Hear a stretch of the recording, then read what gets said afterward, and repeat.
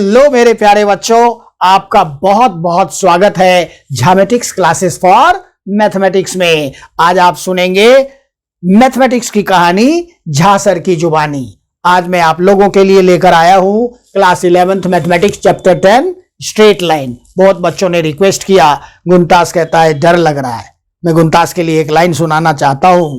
जिंदगी में कुछ भी मुश्किल नहीं है, फिर भी लोग इरादे तोड़ देते हैं। अगर सच्चे दिल से हो चाहत कुछ पाने की, तो सितारे भी अपनी जगह छोड़ देते हैं। तो आइए हमारे साथ स्ट्रेट लाइन स्टार्ट करते हैं। स्ट्रेट लाइन जानने से पहले आपको 9th 10th में जो मैथमेटिक्स में आपने कोऑर्डिनेट ज्योमेट्री पढ़ा है, यह जानना जरूरी है। Coordinate geometry. What is coordinate geometry? A branch of mathematics in which geometrical problems are solved using algebra with the help of Cartesian system. तो बेसिकली ये कोऑर्डिनेट ज्योमेट्री है क्या चीज? तो ये ज्योमेट्री और अलजेब्रा का कॉम्बिनेशन है। तो इसमें कार्टेशियन सिस्टम क्या होता है? Cartesian system. A system used to find the location of a point in a plane is called Cartesian system. Basically, this system was developed by René Descartes. René Descartes. René Descartes एक French mathematician था जिसने इस system को सबसे पहले develop किया।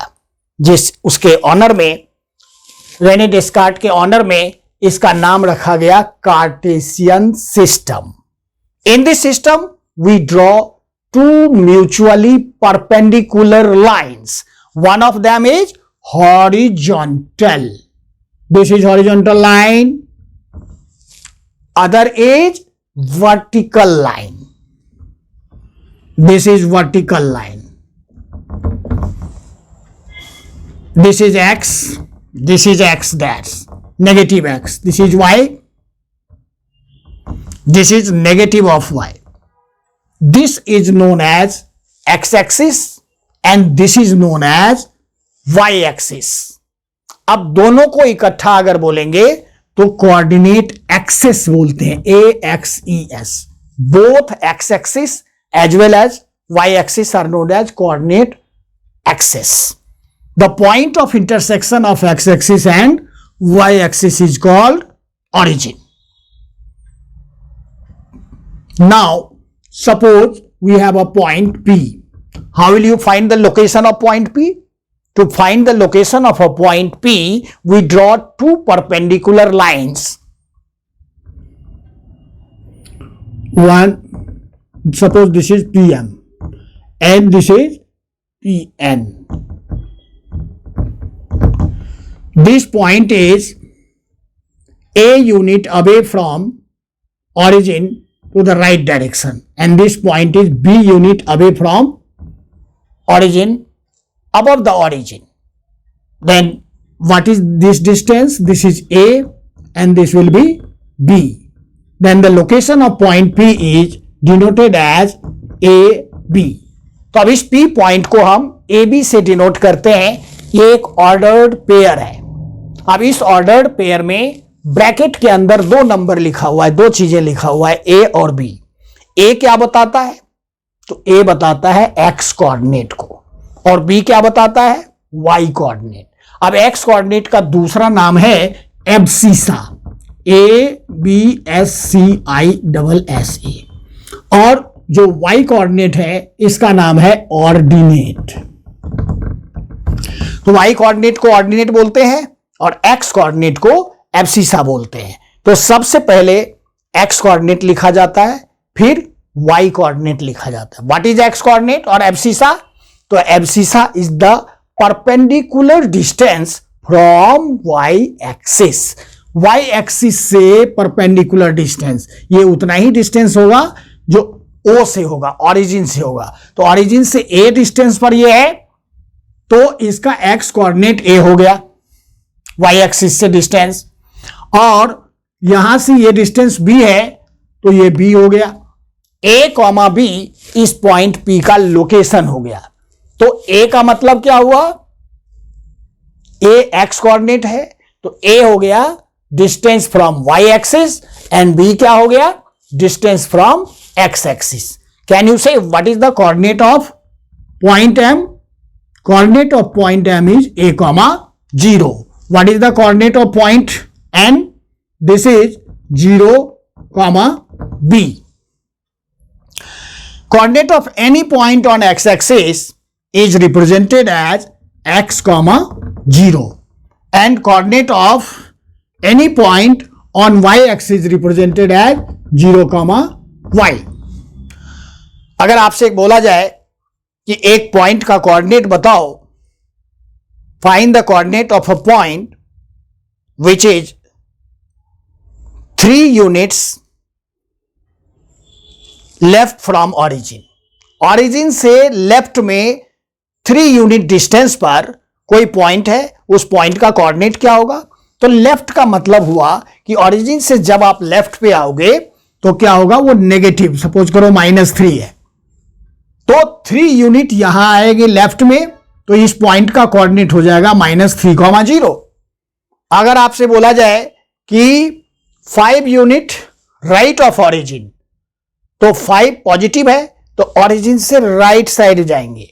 ये positive negative क्या रिप्रेजेंट करता है? पॉजिटिव मतलब आगे बढ़ना, जैसे पॉजिटिव एटीट्यूड और नेगेटिव एटीट्यूड होता है। पॉजिटिव मतलब आगे की तरफ और नेगेटिव मतलब पीछे की तरफ। तो ऑरिजिन आपका रेफरेंस पॉइंट है, ठीक है। तो ऑरिजिन से राइट जाओगे पॉजिटिव, लेफ्ट जाओगे नेगेटिव, ऊपर जाओगे पॉजिटिव, नीचे जाओगे नेगेटिव। ये सारी चीजें आपको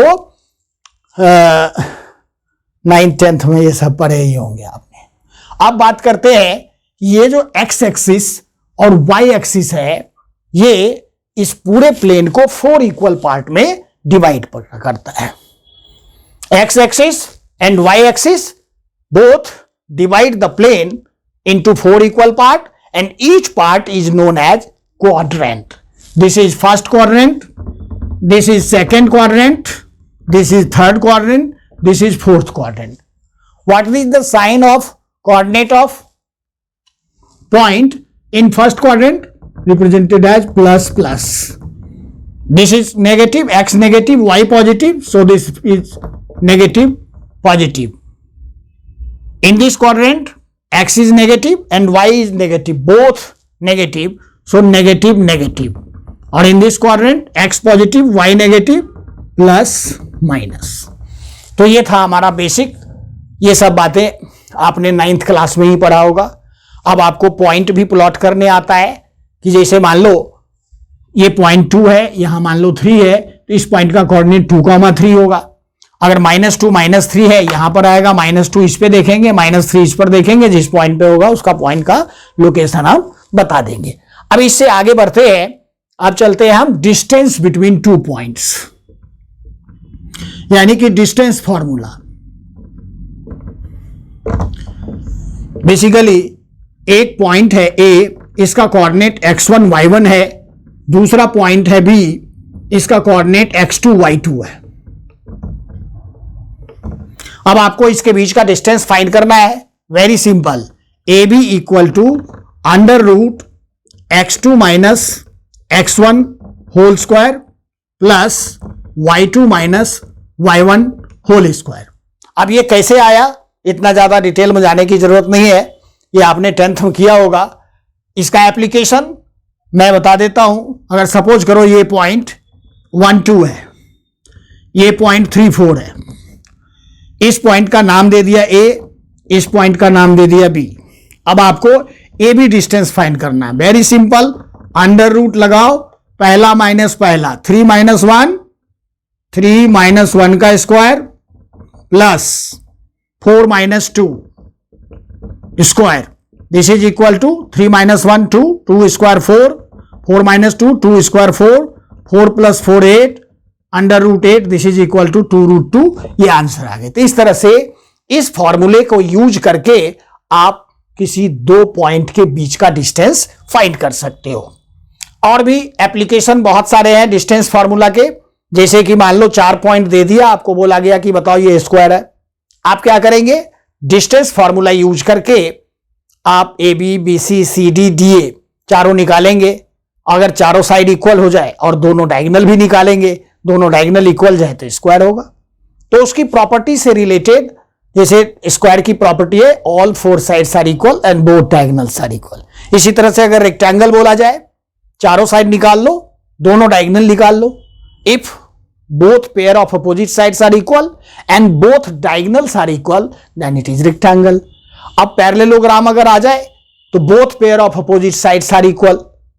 अगर rhombus आ जाए all sides are equal, diagonal की जरूरत नहीं है। अगर बोल दे कि so that this is rhombus but not square, तब आपको डायगोनल फाइंड करना होगा और आप वहां पर दिखाएंगे all 4 sides are equal but diagonals not equal so it is a rhombus। और अगर डायगोनल इक्वल हो गया तो इट इज ए स्क्वायर। तो ये सारे एप्लीकेशन है डिस्टेंस फार्मूले के। कई बार ऐसे दे देता है कि find the point on x axis which is equi distant from this and this. तो बच्चे क्या सोचते हैं, सबसे पहली बात तो आपको यह पता होना चाहिए कि एक्स एक्सिस पर जो पॉइंट लेंगे वो जनरल पॉइंट क्या होगा। तो याद रखो एक्स एक्सिस पर पॉइंट होगा एक्स, 0, क्योंकि एक्स एक्सिस पर वाई कोऑर्डिनेट 0 होता है। अब इक्वी डिस्टेंट का मतलब कई बच्चे मिड पॉइंट समझ लेते हैं। मिड पॉइंट नहीं, इक्वल डिस्टेंस पर है। हो सकता है पॉइंट ए यहां पर हो, मान लो 1 2 लिख दिया और दूसरा पॉइंट 3 4 है। अब बोला गया कि ये और ये सेम डिस्टेंस पर है। अब आप फाइंड करो वो पॉइंट क्या होगा एक्स एक्सिस पर। तो आप क्या करोगे, P से A का डिस्टेंस निकालोगे, P से B का डिस्टेंस निकालोगे और दोनों को इक्वल कर दोगे। PA इक्वल PB और फिर स्क्वायरिंग बोथ साइड्स कर दो, रूट लगाना नहीं पड़ेगा, फिर निकाल लो। तो ये है एप्लीकेशन डिस्टेंस फार्मूले का। डिस्टेंस फार्मूले के बाद आपने 10th में पढ़ा होगा सेक्शन फार्मूला। सेक्शन फार्मूला क्या होता है, 2 पॉइंट दिया हुआ है और सपोज करो ए पॉइंट x1 y1, दूसरा पॉइंट है b x2, y2। अब एक तीसरा पॉइंट है p, सपोज करो यहां पर, और चौथा पॉइंट है q। अगर मैं बोलूं कि point p and q trisect line segment joining a b, trisect का क्या मतलब, डिवाइड इनटू 3 इक्वल पार्ट। तो पीक पॉइंट किस रेशियो में ए बी को डिवाइड करेगा, तो आप ऑब्वियस सी बात है ये 1 है और उधर 2 है, तो 1:2 होगा। तो इधर रेशियो क्या ले लेंगे, 1:2 हो सकता है 2:3 हो जाए। हम जनरली इस ये पॉइंट ले लेते हैं, मान लो पी एक्स वाई है। Suppose point p x y divides a b in the ratio m:n। तब उस केस में P पॉइंट का जो कोऑर्डिनेट निकालते हैं जिस फॉर्मूले से, उसका नाम है सेक्शन फॉर्मूला। इसके लिए क्या करते हैं, इस वाले को इससे मल्टीप्लाई, इस वाले को इससे मल्टीप्लाई। तो coordinates of P are m into x2 plus n into x1 upon m plus n। ये x कोऑर्डिनेट के लिए है, y कोऑर्डिनेट के लिए m into y2 plus n into y1 upon m plus n, और bracket लगा देंगे। जब हम कोऑर्डिनेट के फॉर्म में लिखेंगे तो ब्रैकेट लगाना जरूरी है, नहीं अगर सीधा लिखते हैं तो x इक्वल ये लिख देंगे, y इक्वल ये, और कोऑर्डिनेट के फॉर्म में ऐसे लिखना पड़ेगा। तो ये था इंटरनल डिवीजन के लिए। अगर एक्सटर्नल डिवीजन होगा तो देखिए, मान ले ये ए पॉइंट है x1 y1, this is b x2 y2। Suppose करो ये बाहर कोई q पॉइंट है, इस ए बी को m:n रेशियो में डिवाइड करता है, ये m है और ये n है। तब आप q पॉइंट का कोऑर्डिनेट कैसे निकालेंगे, तो coordinates of point Q equal to, अब आपको कुछ नहीं करना है, ये जो प्लस है ना इसमें माइनस लगा दीजिए, तो ये हो जाएगा mx2 minus nx1 upon m minus n comma my2 minus ny1 upon में m माइनस n। तो ये हो गया आपका सेक्शन फॉर्मूला।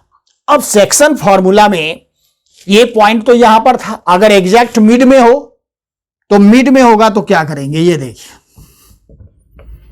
ax1 y1 और b है आपका x2 y2, और बिल्कुल मिड में एक p पॉइंट है जिसका कोऑर्डिनेट xy है। अब आपको ये मिड पॉइंट निकालना है, इसको बोलते हैं mid point formula. p is the mid point of AB, you have to find the coordinate of p। तो can you say what is m and n? तो इस केस में m इक्वल n हो जाएगा इक्वल 1, तो 1:1 ratio हो गया। तो इस वाले फॉर्मूले में अगर m की जगह 1 पुट कर दें, n की जगह 1, तो क्या बन जाएगा, तो ये बन जाएगा x1 plus x2 upon 2 comma y1 plus y2 upon में 2। बेसिकली x कोऑर्डिनेट को प्लस करो डिवाइड बाय 2, y कोऑर्डिनेट को प्लस करो डिवाइड बाय 2। बहुत सिंपल। अब आपको बताते हैं सेंट्रॉइड। सेंट्रॉइड भी इसी सेक्शन फॉर्मूले से आता है। सेंट्रॉइड होता क्या है, सबसे पहले तो आपको यह पता होना चाहिए। सेंट्रॉइड मीडियन के इंटरसेक्शन पॉइंट से, the point of intersection of medians of a triangle is called centroid. तो मीडियन के मीटिंग पॉइंट को हम सेंट्रॉइड बोलते हैं। सपोज करें कि एक ट्राइंगल आपके पास है, centroid, this is a triangle A, B and C. Suppose this is midpoint of BC, E is the midpoint of AC, F is the midpoint of AB. Then if you join AD, this is a median, this is another median and ये तीसरा median. अब तीनों median का जो meeting point है इसको बोलते हैं सेंट्रॉइड, और जी से हमने रिप्रेजेंट किया। अब इस सेंट्रॉइड का कोऑर्डिनेट क्या होगा, कोऑर्डिनेट्स ऑफ सेंट्रॉइड। अब इसका भी कोऑर्डिनेट जो निकलता है वो सेक्शन फॉर्मूले से निकलता है। क्या आपको मालूम है कि ये सेंट्रॉइड इस मीडियन को किस रेशियो में डिवाइड करता है, ये डिवाइड करता है 2:1 रेशियो में। तो AG और GD का जो रेशियो होगा 2:1, और BC का कोऑर्डिनेट मान लो ये x1 y1 है और ये x2 y2 है, ये आपका x3 y3 है। अब आप पहले क्या करेंगे, मिड पॉइंट फार्मूले से इन दोनों के को यूज करके इस पॉइंट का कोऑर्डिनेट निकाल लेंगे, फिर सेक्शन फॉर्मूला 2:1 करेंगे तो आपको कोऑर्डिनेट आएगा सेंट्रॉइड का, और ये क्या निकलेगा, x1 plus x2 plus x3 upon में 3 comma y1 plus y2 plus y3 upon में 3। तो ये हो गया सेंट्रॉइड का कोऑर्डिनेट। सेंट्रॉइड के बाद आता है ऑर्थो सेंटर। इस सब के बारे में आपको पता होना चाहिए। ऑर्थो सेंटर क्या होता है, कई बच्चों को नहीं मालूम रहता है। ऑर्थो सेंटर कुछ नहीं, जैसे मीडियन को ज्वाइन कर दिया ना, तो जिस पॉइंट पे मीडियन मिला तीनों हो गया सेंट्रॉइड। ऐसे ही मीडियन की जगह ऑल्टीट्यूड ड्रॉ कर लो, ठीक है ना। ऑल्टीट्यूड समझते हो ना, परपेंडिकुलर। अब जैसे मान लो ये ट्राइंगल है A B C, अब A से परपेंडिकुलर इस पर ड्रॉ किया AD, B से परपेंडिकुलर इस पे ड्रॉ किया BE, और C से परपेंडिकुलर इस पे ड्रॉ किया CF। तो जो मीटिंग पॉइंट है इसको बोलते हैं ऑर्थो सेंटर। अब ऑर्थो सेंटर के बाद एक नाम आता है सरकम सेंटर। सरकम सेंटर, सरकम सेंटर कहते एक ट्राइंगल के तीनों साइड का परपेंडिकुलर बाइसेक्टर। परपेंडिकुलर बाइसेक्टर समझते हो, सपोज करो कि मोर देन हाफ लेके ऊपर नीचे कट किया, अब इसका भी मोर देन हाफ लेके ऐसे और इसका भी मोर देन हाफ लेके अगर हम परपेंडिकुलर बाइसेक्टर बनाते हैं तो जिस पॉइंट पे मीट करता है इसको बोलते हैं सर्कम सेंटर। ध्यान से सुन लो, बहुत काम आएगा ये। The point of intersection of perpendicular bisector of three sides of a triangle is called circumcenter। ठीक है बच्चे, अब आप देखते हैं इन सेंटर। बच्चों को ये सब वर्ड सुन करके डर लग जाता है। इन सेंटर, सर्कम सेंटर, ये क्या होता है? ये सब वो बातें हैं, जानना जरूरी है, तभी आप कुछ कर पाएंगे। इन सेंटर,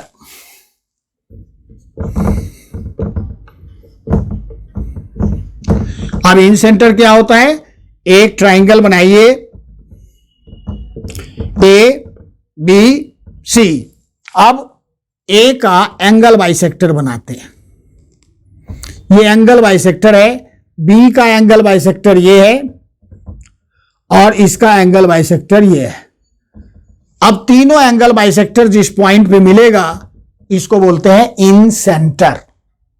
तो इस तरह से मैंने आपको सेंट्रॉइड बताया, मीडियन का intersection point, concurrence of medians. उसके बाद बताया circum centre, ortho centre. Ortho centre होता है जहां पर तीनों परपेंडिकुलर मिलते हैं।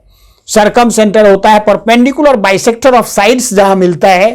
और इन सेंटर होता है एंगल बाइसेक्टर जिस पॉइंट पे मिलता है। अब इससे आगे बढ़ते हैं एरिया ऑफ ट्राइंगल पे।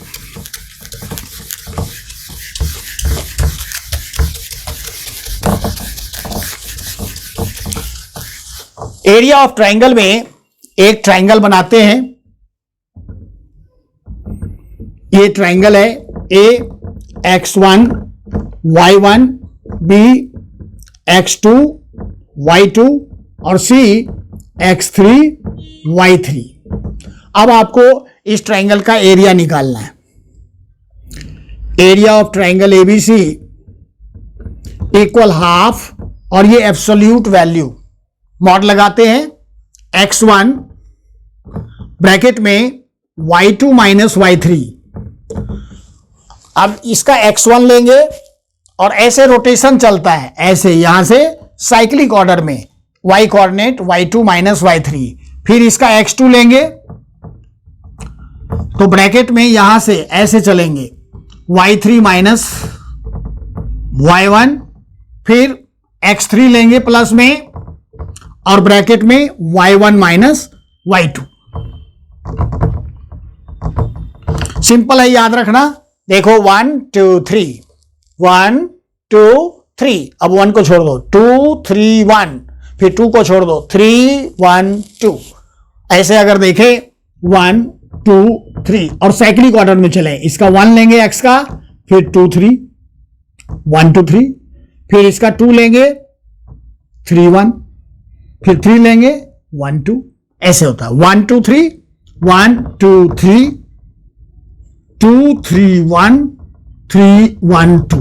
तो इस तरह से आप ये फॉर्मूला यूज करेंगे। इसमें एक और बात याद रखना है, if area triangle ABC equal to 0 then points A B C are collinear. अब आपने डिस्टेंस फार्मूला पढ़ लिया, सेक्शन फार्मूला पढ़ लिया, एरिया ऑफ ट्राइंगल पढ़ लिया। अब ये सब याद रखना है अच्छे से और इसको यूज करके प्रॉब्लम सॉल्व करेंगे।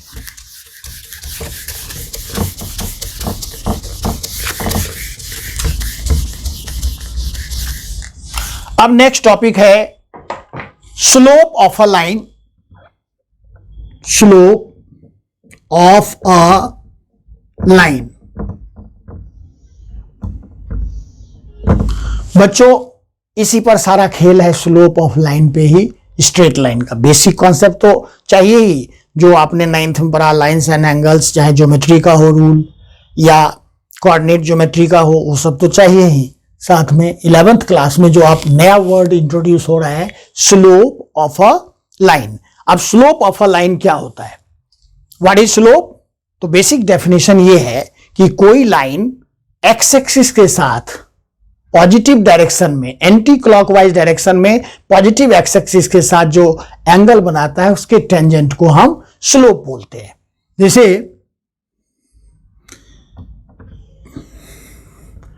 ये एक्स एक्सिस है, ये आपका वाई एक्सिस है।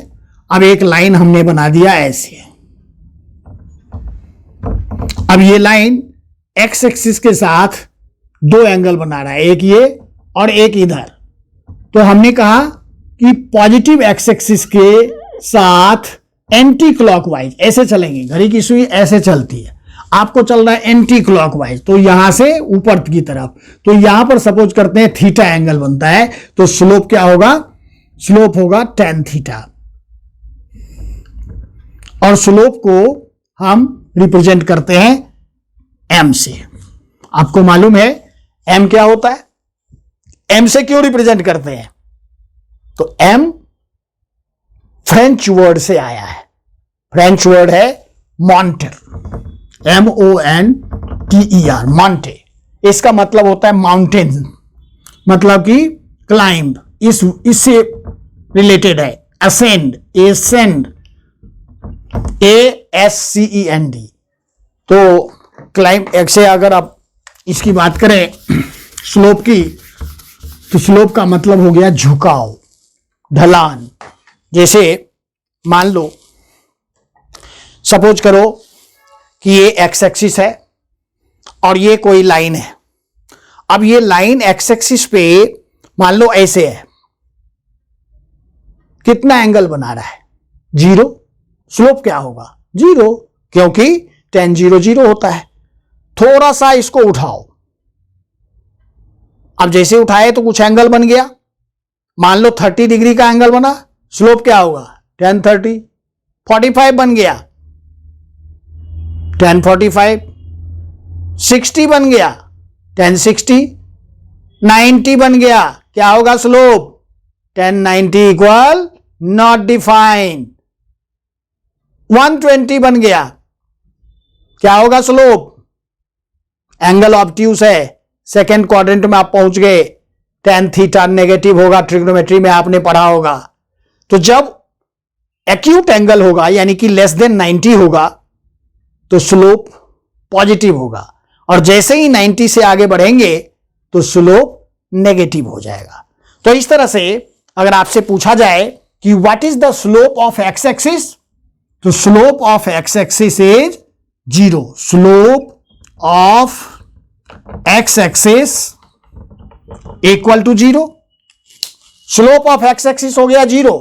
अगर आपसे पूछा जाए कि कोई लाइन है, मान लो x है, ये y है, x एक्सिस के पैरेलल लाइन है, what is the slope of line parallel to x axis? अब आपसे पूछता हूं, ये लाइन इसके साथ क्या एंगल बना रहा है? लड्डू, थीटा इक्वल 0 डिग्री। तो स्लोप क्या होगा? वो भी लड्डू होगा, कारण m equal to tan theta and tan 0 कितना होता है? 0। अब मैं अगर बोलूं कि एंगल हो गया कितना? 45 डिग्री, लाइन ऐसे पास हो रहा है, एंगल बन रहा है 45 डिग्री। अब बताओ स्लोप, तो slope equal to tan 45 that is 1। अब मैं बोल रहा हूं कि एंगल बन रहा है ऐसे, ये बन गया 120 डिग्री। अब एंगल बताओ, तो आप tan 120। अब इसमें ट्रिग्नोमेट्री की जरूरत होगी, tan 120 डिग्री कैसे आएगा? तो इसको हम लिखेंगे tan 180 माइनस 60, और आपको पता होना चाहिए 180 minus theta minus tan theta, क्योंकि ये सेकंड क्वाड्रेंट में। ऑल स्टूडेंट टेक कॉफी, याद होगा ना, ट्रिग्नोमेट्री में पढ़े होंगे। तो सेकंड क्वाड्रेंट में tan नेगेटिव होता है, तो ये हो जाएगा negative tan 60 degree that is -√3। तो बच्चों आपने देखा कि स्लोप जो है 0 भी हो सकता है, नेगेटिव भी हो सकता है, पॉजिटिव भी हो सकता है, और एक कंडीशन और मैं बताऊं कि अगर मान लो ये एक्स एक्सिस है, ये वाई एक्सिस है, और स्लोप जो है इस पर परपेंडिकुलर है, तो इस केस में क्या होगा? m equal to tan 90 degree, और tan 90 क्या होता है? इंफिनिटी। तो what is the slope of Y axis? Not define या इन्फिनिटी। तो आप बोलेंगे स्लोप में भी नेगेटिव, पॉजिटिव और जीरो। तो ये कहानी है स्लोप की। तो बेसिक बात ये है, यहां पर पूरी कहानी का सारांश ये हो गया कि जब थीटा दिया रहेगा, कौन सा थीटा, ध्यान रखना, पॉजिटिव एक्स एक्सिस के साथ जो लाइन बनाता है उसमें tan लगा दो। जैसे मैं बोलूं कि 30 डिग्री का एंगल बना रहा है। अब आपसे मैं एक क्वेश्चन पूछता हूं, सपोज करो एक लाइन, सपोज ये है एक्स एक्सिस और ये आपका है वाई एक्सिस, और मैं ऐसे लाइन खींच दिया और मैं दे दिया यहां पर 30 डिग्री। ये लाइन वाई एक्सिस के साथ 30 डिग्री बना रहा है। अब बताओ स्लोप tan थीटा, tan 30? नहीं, थोड़ा दिमाग लगाओ। डेफिनेशन क्या बताया बेटा? डेफिनेशन ये बताया कि कोई लाइन एक्स एक्सिस के साथ, पॉजिटिव एक्स एक्सिस के साथ एंटी क्लॉकवाइज डायरेक्शन में जो एंगल बनाता है उसका टेंजेंट होता है स्लोप। तो आपको एंगल यहां पर ढूंढना होगा। क्या आप मालूम कर सकते हैं ये एंगल कितना होगा? मालूम कर सकते हैं, याद कीजिए बचपन वाली बात। अब ये दो लाइन अगर एक दूसरे को कट करे तो अपोजिट एंगल इक्वल होता है या नहीं?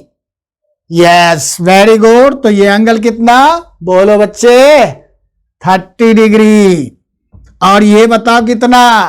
90। Very good. अब ये बताओ, एक्सटीरियर एंगल प्रॉपर्टी लगाएंगे। यस, ये 9th में आपने पढ़ा था, exterior angle of a triangle is equal to sum of interior opposite angle. तो ये एंगल हो गया 90 प्लस 30 दैट इज 120। अब आपका जो स्लोप होगा वो होगा tan 120, और अभी अभी मैंने बताया था tan 120 का -√3 माइनस tan 60 दैट इज -√3। है ना बढ़िया? समझ आ गया अच्छे से? Very good. अब हम आगे बढ़ते हैं। ये था कि एंगल दिया हुआ था और आपको स्लोप निकालना था। अब मैं आपको बताता हूं कि कोई पॉइंट गिवन हो तो स्लोप कैसे निकालेंगे। आप डिटेल में समझिए, मैथमेटिक्स को रटना नहीं चाहिए, समझना चाहिए।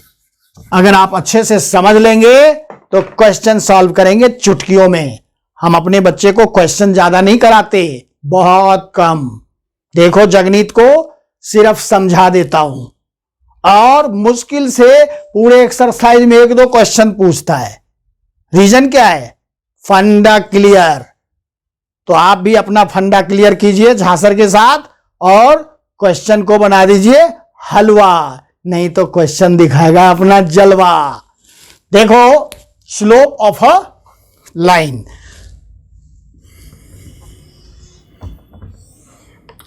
ये एक्स एक्सिस है, ये वाई एक्सिस है। अब अगर हम एक लाइन खींचते हैं, मान लो ऐसे, यहां पर एक्स डैश लिख दें या ओरिजिन लिख दें या वाई डैश लिख दें।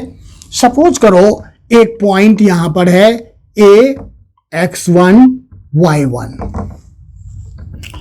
और दूसरा पॉइंट है b x2 y2। अब आपको स्लोप निकालना है इन दो पॉइंट का। क्या करेंगे आप करिए यहां से परपेंडिकुलर ड्रॉ, और यहां से परपेंडिकुलर ड्रॉ किया 2, और यहां से भी परपेंडिकुलर ड्रॉ करें, इसका नाम दे दिया C। क्या आप बता सकते हैं कि सबसे पहले ये डिस्टेंस कितना होगा? ये होगा x1।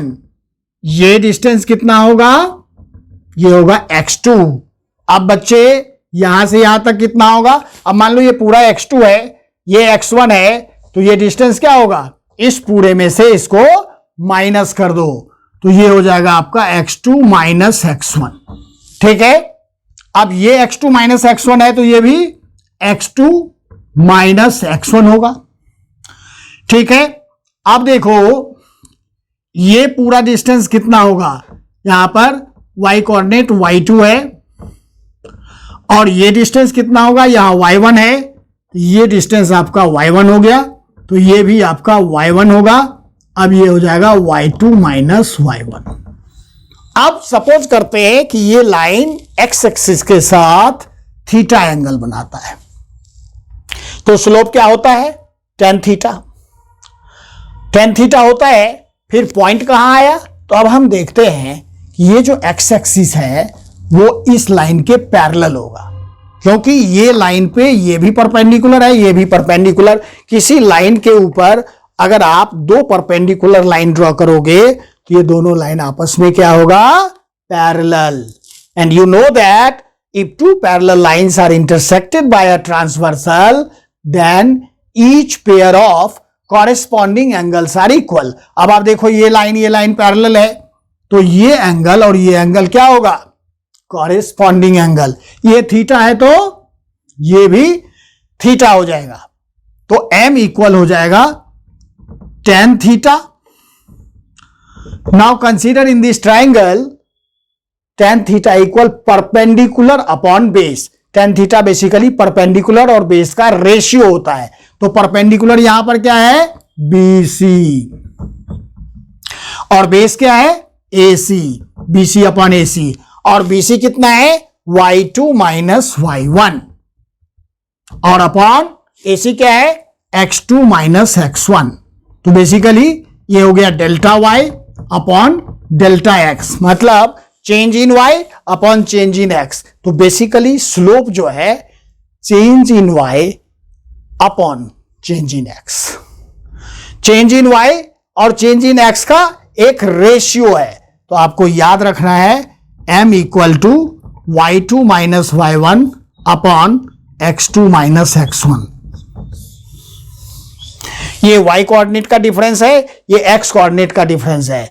जब दो पॉइंट दिया हुआ हो x1 y1 और x2 y2, तो स्लोप का फॉर्मूला हो गया y2 minus y1 upon x2 minus x1।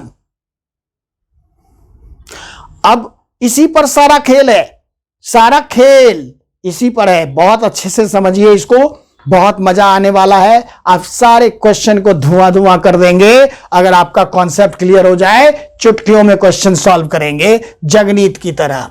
फिर देखो, अब हम आगे बढ़ते हैं। Slope of a line when angle is given, ये कर लिया।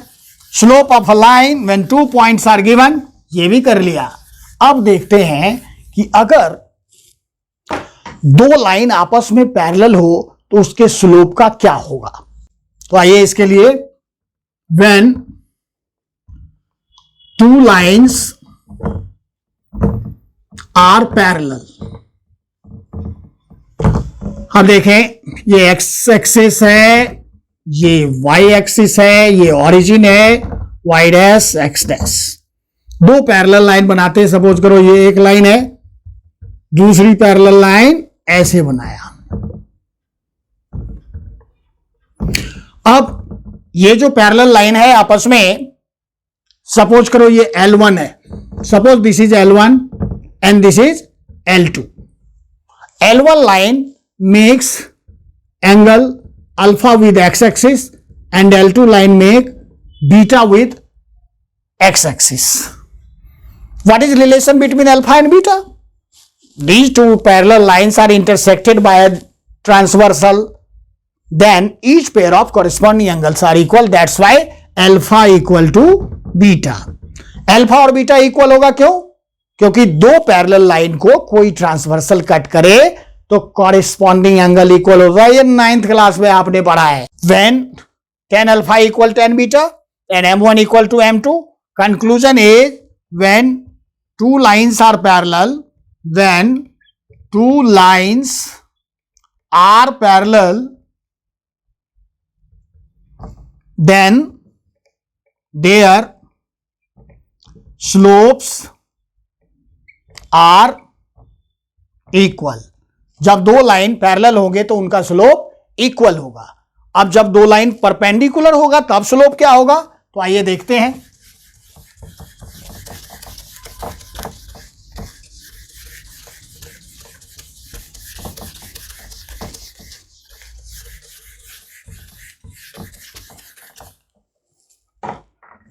जब दो लाइन पैरेलल हो तो स्लोप देखा आपने इक्वल।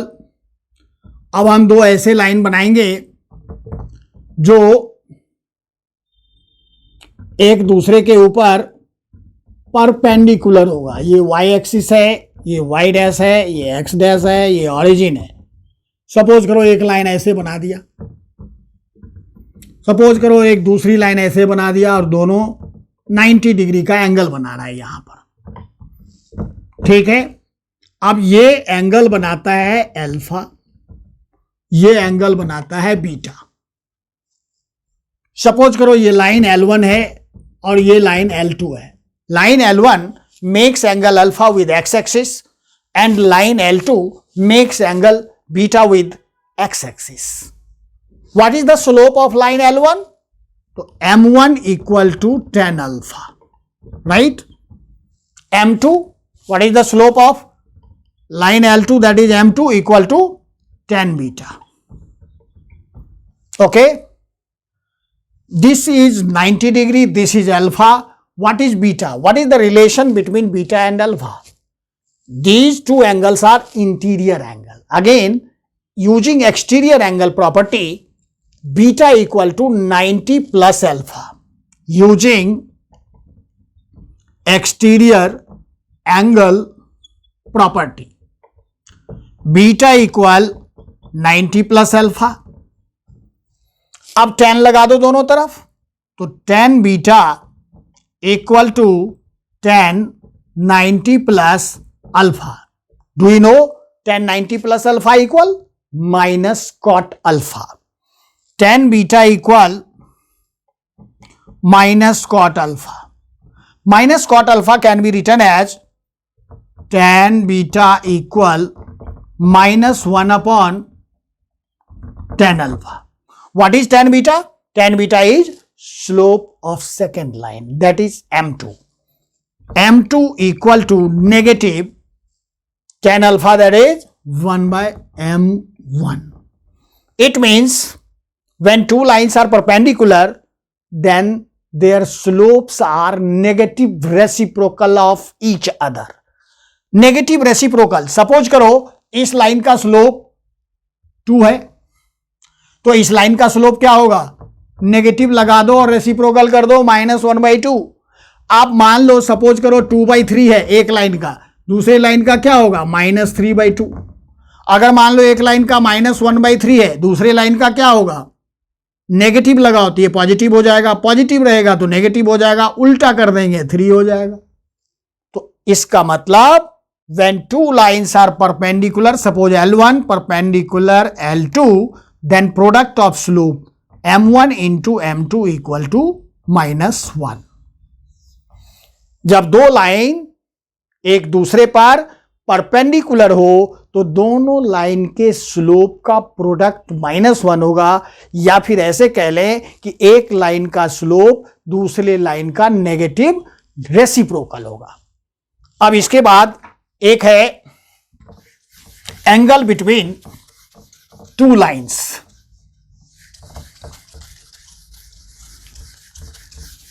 अब सपोज करो यही फिगर है हमारा, एंगल बिटवीन टू लाइन्स। अब हम मान लो यहां पर दो लाइन L1 और L2 इंटरसेक्ट कर रहे हैं, तो दो तरह का एंगल बनेगा, एक यहां पर और एक एंगल यहां पर बनेगा फाई। थीटा और फाई ये दो एंगल्स हैं दो लाइन के इंटरसेक्ट होने पर, क्योंकि ये एंगल इक्वल होगा, ये और ये इक्वल होगा, तो हमें बेसिकली ये दोनों देखना है। एक मान लो एक्यूट है तो दूसरा ऑब्ट्यूस है। अब एक्यूट एंगल बताऊं क्या होता है? Less than 90। ऑब्ट्यूस क्या होता है? More than 90। अब मैं इसलिए ये बता रहा हूं कि एक 11th के बच्चे को पढ़ा रहा था, मैंने पूछा बताओ इन दोनों एंगल का सम क्या होगा, तो बच्चे ने क्या जवाब दिया? सर एंगल बताओगे तब ना प्लस करके बताएंगे। अरे लीनियर पेयर मैं पूछ रहा हूं, इन दोनों का सम 180 होगा, तो ये मालूम रहेगा तो 180 में से इसको माइनस कर दो, ये मिल जाएगा। तो इसलिए मैं आपको एक्सप्लेन किया। अब आप अगर इस ट्राइंगल को देखें तो ये एक्सटीरियर एंगल है, ये अगर यहां पर थीटा बन रहा है तो ये एंगल थीटा होगा। बताओ क्यों? When two lines intersect each other, then a pair of vertically opposite angles are equal. अब आप कहेंगे क्यों बता रहे हैं, आप तो इंटेलिजेंट है, लेकिन कुछ ऐसे भी बच्चे होते हैं जो भूल जाते हैं दो लाइन के कट करने पर वर्टिकली ऑपोजिट एंगल इक्वल होता है। तो ये थीटा है, ये थीटा हो गया।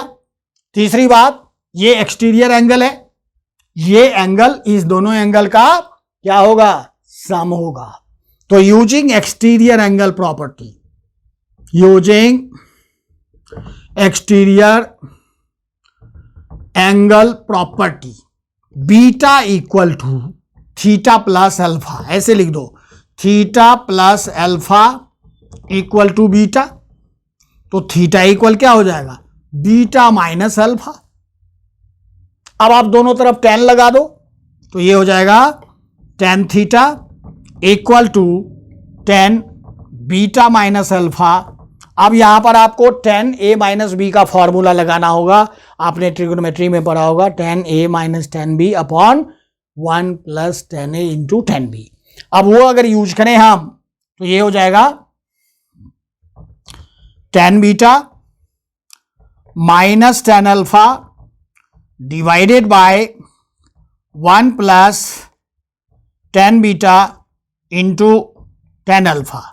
ये हो गया tan theta equal to tan beta minus tan alpha upon में 1 plus tan beta into tan alpha. अगर हम इसको स्लोप के फॉर्म में लिखें, तो ये लाइन L1 है जो अल्फा एंगल बनाता है, L1 लाइन के स्लोप को M1 लिखें तो M1 equal to tan alpha होगा, और L2 के स्लोप को M2 लिखें तो ये हो जाएगा आपका tan बीटा। अब यहां पर पुट कर दें तो ये हो गया M2 माइनस M1 डिवाइड में 1 प्लस M1 इंटू M2। इसके बाद ये भी तो एंगल है दो लाइन के बीच में, तो ये कैसे निकलेगा, जैसा कि हमने आपको बताया कि थीटा प्लस फाई जो होगा वो 180 होगा लीनियर पेयर से। अब इसमें फाई इक्वल क्या होगा, 180 माइनस थीटा। अब tan लगा दो दोनों तरफ, tan phi equal tan 180 minus theta. अब आपको मालूम है 180 माइनस थीटा ये हो गया सेकेंड क्वाड्रेंट, और सेकेंड क्वाड्रेंट में tan नेगेटिव होता है, ये हो जाएगा माइनस tan थीटा। अब आपके पास tan थीटा ये वैल्यू है तो इसका नेगेटिव, तो tan फाई इक्वल हो जाएगा negative of M2 minus M1 divided by 1 plus M1 M2। अब इससे क्या पता चला, ये जो थीटा है एक्यूट एंगल है, जब एंगल एक्यूट होगा तो पॉजिटिव आएगा, ठीक है। तो tan थीटा पॉजिटिव तो tan फाई नेगेटिव, अगर tan फाई पॉजिटिव तो tan थीटा नेगेटिव। तो आपको एक्यूट एंगल के लिए याद रखना है, अब ऑब्वियस सी बात है एक एंगल मिल गया तो दूसरा एंगल 180 में से माइनस करके निकाल लो। तो आपको एक फॉर्मूला सिर्फ याद रखना है tan एक्यूट एंगल के लिए, tan थीटा इक्वल मॉड में M2 minus M1 upon 1 plus M1 M2। तो जब भी हमें दो लाइन के बीच का एंगल निकालना हो, उससे रिलेटेड कोई क्वेश्चन हो, तो हम यूज करते हैं। सपोज करो एक लाइन पर कोई पॉइंट दिया हुआ है 1 2 3 4, और दूसरी लाइन है इस पर पॉइंट दिया हुआ है 4 5 6 3, कुछ भी दे दिया मान लो, और आपको बोला गया कि इसके बीच का आप एंगल निकालो। तो आप क्या करोगे, इस लाइन का स्लोप M1 ले लो, इस लाइन का स्लोप M2 ले लो, इस फॉर्मूले में डाल दो, कैलकुलेट करोगे tan थीटा का वैल्यू आया। सपोज करो tan थीटा आ गया √3, तो थीटा क्या होगा 60 डिग्री। अब 60 डिग्री इन दोनों के बीच का एंगल हो गया एक्यूट वाला, तो ये फाई कितना होगा, 180 में से 60 माइनस कर लो, दैट इज 120। तो इस तरह से और भी एप्लीकेशन है इसके। मान सपोज करो कि आपको M2 दे दिया, M1 नहीं दिया, और tan थीटा का वैल्यू दे दिया, तो आप इसको कैलकुलेट करके M1 निकाल सकते हो। तो आपको बेसिक बात यह है, याद रखना है tan theta equal mod M2 minus M1 upon में 1 प्लस M1 M2। अगर आप इसको M1 माइनस M2 भी लिख दोगे तब भी कोई फर्क नहीं पड़ेगा, क्योंकि हमने ये डंडा लगा दिया, एब्सोल्यूट पॉजिटिव देगा, ठीक है। तो इसके बाद एक और चीज बताना चाहूंगा मैं लास्ट में, को लीनियरिटी ऑफ 3 पॉइंट्स। अब सपोज करो कि एक लाइन है ए, उस पर 3 पॉइंट है ए, बी और सी। जब आप ए बी का स्लोप निकालोगे और बी सी का स्लोप निकालोगे तो ये दोनों सेम आएगा अगर ये तीनों पॉइंट कोलिनियर है। तो आप कोलिनियर के लिए पॉइंट लिखेंगे if 3 points A, B and C are collinear, then slope of AB equal to slope of BC। तो 3 पॉइंट कोलिनियर होगा ABC, A, B और C। कोलिनियर मतलब एक लाइन में 3 पॉइंट है, तो A B का स्लोप, B C का स्लोप या A C का स्लोप, सबका स्लोप क्या होगा? सेम होगा। तो slope of A B equal to slope of B C. तो बस आज के लिए इतना ही, फिर कल मिलेंगे अगले टॉपिक के साथ। तब तक आप खुश रहिए, स्वस्थ रहिए, मस्त रहिए, व्यस्त रहिए। Bye bye.